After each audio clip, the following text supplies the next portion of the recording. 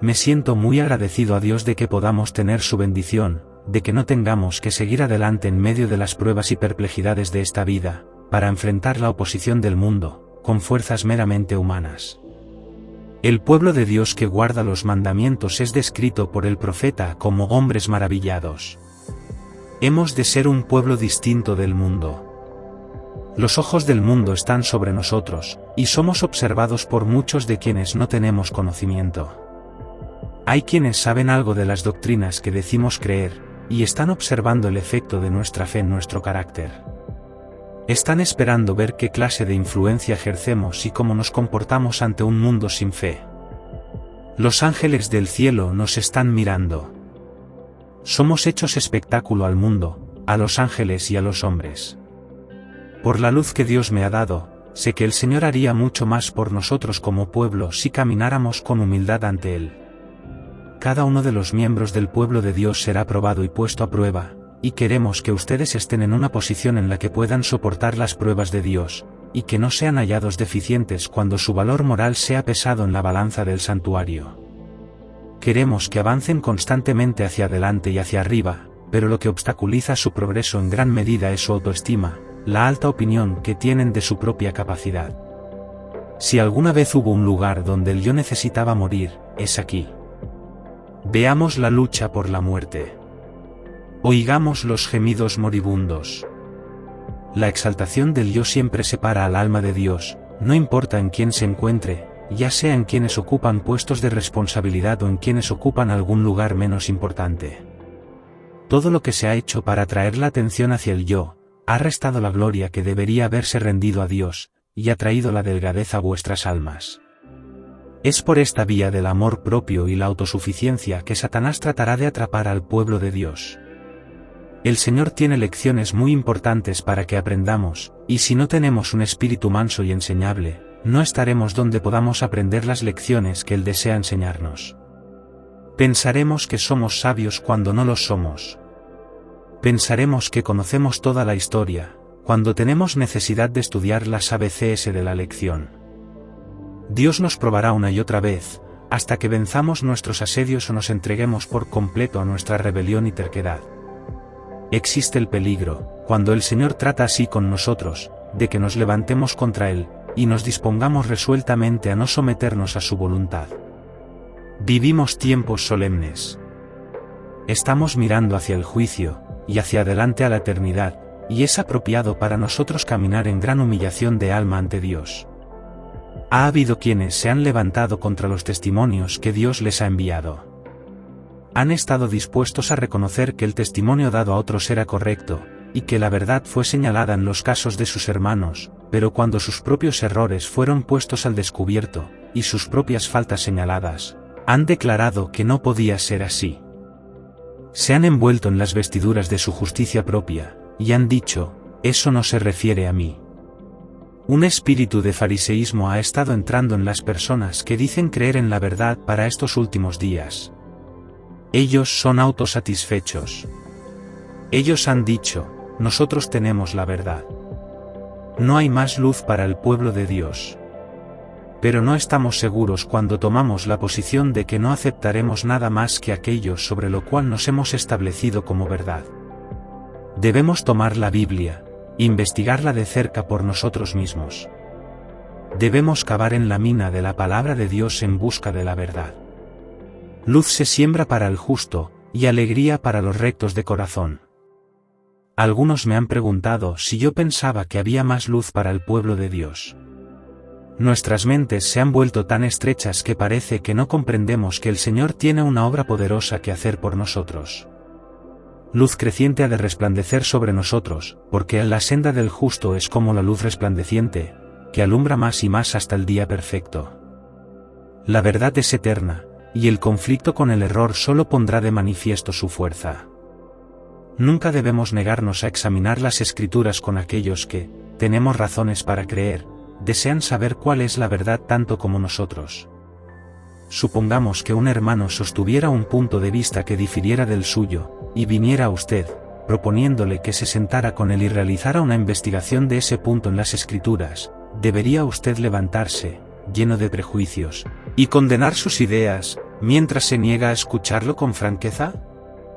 La única manera correcta sería sentarse como cristianos, e investigar la posición presentada, a la luz de la palabra de Dios, que revelará la verdad y desenmascarará el error. Ridiculizar sus ideas no debilitaría en lo más mínimo su posición si fuera falsa, ni fortalecería la tuya si fuera verdadera. Si el pilar de nuestra fe no resiste la prueba de la investigación, es hora de que lo sepamos. No debe haber ningún espíritu de fariseísmo entre nosotros. Cuando Cristo vino a los suyos no lo recibieron, y es un asunto de solemne interés para nosotros que no sigamos un curso similar al rechazar la luz del cielo. Debemos estudiar la verdad por nosotros mismos. No debemos confiar en ningún hombre vivo para que piense por nosotros. No importa quién sea, o en qué posición se encuentre, no debemos considerar a ningún hombre como un criterio perfecto para nosotros. Debemos aconsejarnos mutuamente y someternos los unos a los otros, pero al mismo tiempo debemos ejercitar la capacidad que Dios nos ha dado para aprender lo que es verdad. Cada uno de nosotros debe buscar en Dios la iluminación divina. Debemos desarrollar individualmente un carácter que resista la prueba en el día de Dios. No debemos estancarnos en nuestras ideas y pensar que nadie debe interferir con nuestras opiniones. Desde mi regreso de Europa, me ha dolido observar cómo los hombres piden consejo a los hombres, en lugar de buscar la sabiduría de Dios. Deberíamos hacer de Dios nuestro apoyo.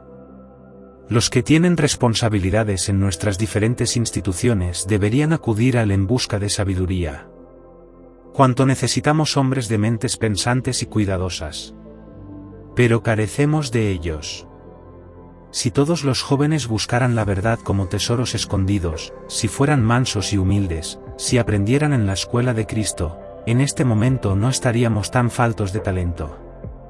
Habría decenas de personas dispuestas a ocupar sus puestos en el frente de batalla, a soportar cargas y compartir responsabilidades. Dios quiere que los hombres desarrollen caracteres para satisfacer las demandas de la época. Esto se logrará cuando los jóvenes pongan sus casos en sus manos como es debido. Debemos tener ese amor y esa compasión que nos lleven a velar por los intereses de los demás.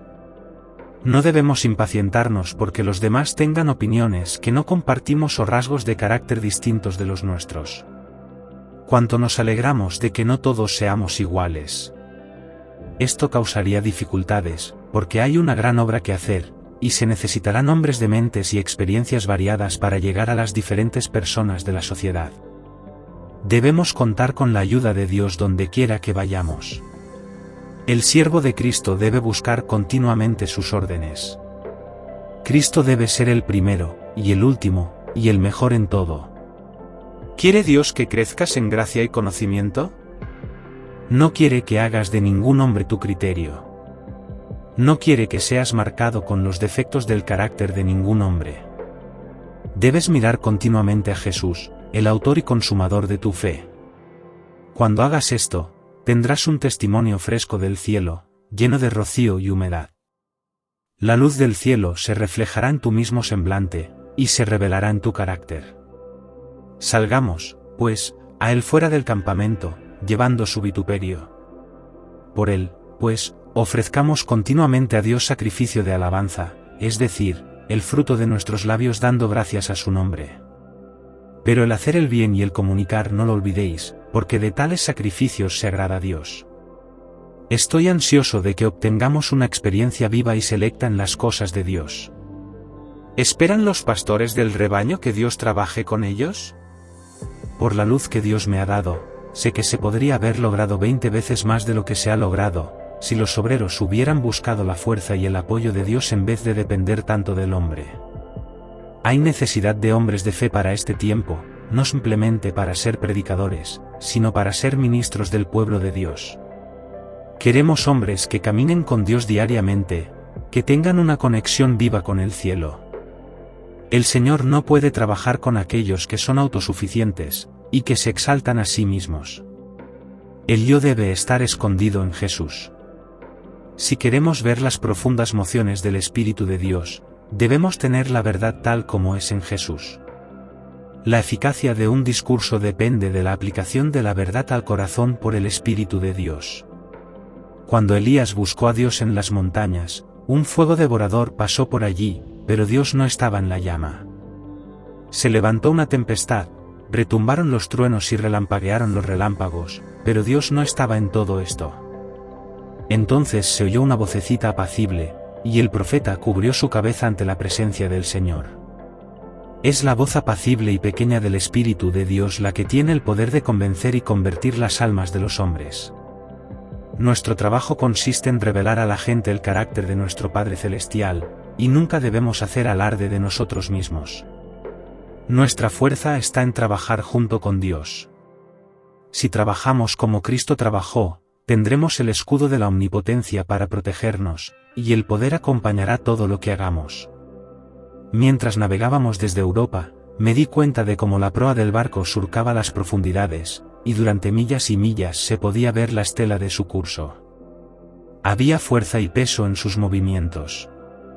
No debemos deslizarnos sin causar una onda, debemos llevar un peso de influencia con nosotros, y hablar como aquellos que tienen autoridad. Debemos estar conectados con el Dios del poder. Humillaos, pues, bajo la poderosa mano de Dios, para que los exalte a su debido tiempo. Al llevar la verdad al pueblo, debemos tener un sentido solemne de nuestra responsabilidad, para que no hagamos alarde de nuestros talentos e inteligencia, sino que la verdad se abra camino hasta el alma misma como una flecha del Todopoderoso. Oh, que todos los mensajeros enseñaran al pueblo, tanto por precepto como por ejemplo, lo que significa esconderse en Jesús. No hay necesidad de que trabajemos en nuestra propia sabiduría finita, no hay necesidad de que vayamos a la guerra con nuestros propios cargos. Si alguno de vosotros tiene falta de sabiduría, pídala a Dios, el cual da a todos abundantemente y sin reproche, y le será dada. Pero que pida con fe, sin vacilar. Es tu privilegio acudir a Dios con tu petición, como los hijos acuden a sus padres. Pídele su gracia. No penséis en ir al escritorio sin una convicción profunda y solemne de la responsabilidad de vuestro trabajo. Un ministro, después de predicar un discurso que convenció plenamente a uno de sus oyentes de la verdad bíblica, fue abordado con la pregunta: ¿cree usted realmente lo que ha predicado? Ciertamente, respondió. Pero, ¿es realmente así?, dijo el inquieto interlocutor. Ciertamente, respondió el ministro, mientras cogía su Biblia. Entonces el hombre estalló: «Oh, si esta es la verdad, ¿qué haremos? ¿Qué haremos? ¿Qué haremos?», pensó el ministro. Nosotros, ¿por qué? No era él un ministro. ¿Qué podía querer decir aquel hombre? Pero la pregunta le llegó al alma. Se marchó solo para suplicar a Dios lo que debía hacer. Tenía que presentar las solemnes realidades de la eternidad a un mundo moribundo. Durante 3 domingos su lugar en el escritorio estuvo vacante. Buscaba una respuesta a la solemne pregunta: ¿qué haremos? Cuando este ministro volvió a su cargo, tenía una unción del Santo. Se había dado cuenta de que en su predicación causaba poca impresión, y había sentido el terrible peso de las almas sobre él, y ahora volvía a su escritorio, pero no solo. Había un gran trabajo que hacer, pero se dio cuenta de que no debía hacerlo solo. Sabía que había un poder detrás de él. Era Dios quien debía hacer el trabajo. Dios debía ser magnificado y elevado ante el pueblo. Presentó al Salvador y su amor incomparable. Hubo una revelación del Hijo de Dios, y comenzó un avivamiento que se extendió por toda la iglesia y por las regiones circundantes. Oh, que podamos ver aquí la salvación de Dios. Oh, que los pastores del rebaño y los obreros tuvieran trato y comunión con Dios. Qué poco sabemos de Dios. Los que ministran en las cosas sagradas no pueden permitirse entrar en el escritorio a menos que conozcan a Dios. Los discípulos debían permanecer en Jerusalén hasta que fueran dotados del poder de lo alto, y ¿acaso no podemos darnos el lujo de permanecer ante Dios hasta que estemos listos para nuestro trabajo? Jesús ha prometido: yo estoy con vosotros todos los días, hasta el fin del mundo. Oh, si Él estuviera con nosotros, no nos faltarían gavillas que llevar al Maestro. ¿Cuál es la razón por la que los hombres trabajan mes tras mes y año tras año, y no dan fruto? Es porque no tienen a Jesús con ellos.